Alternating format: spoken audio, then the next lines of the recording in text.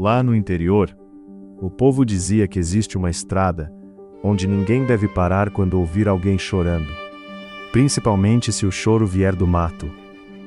Um homem chamado Estevão voltava da cidade depois de vender umas ferramentas na feira.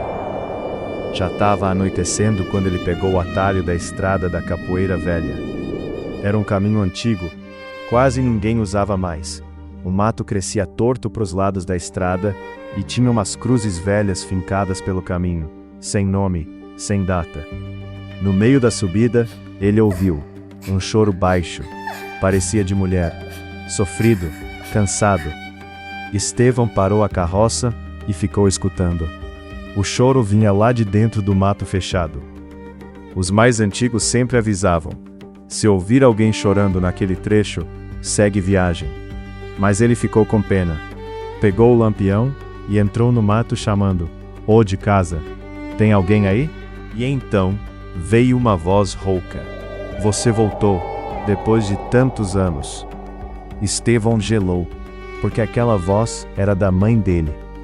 Só que a mãe dele tinha morrido fazia quase 15 anos.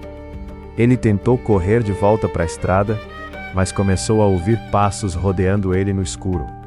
Passos arrastados, pesados, e o choro voltou, agora bem atrás dele.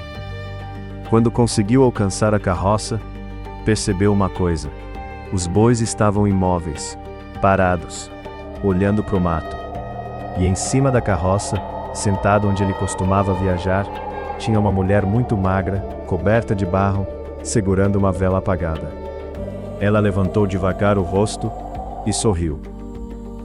No outro dia, encontraram a carroça vazia na beira da estrada.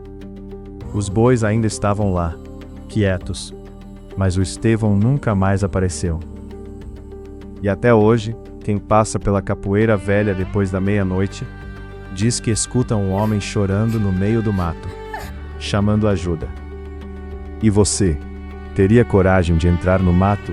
Conta aqui nos comentários se na sua cidade existe alguma estrada amaldiçoada assim.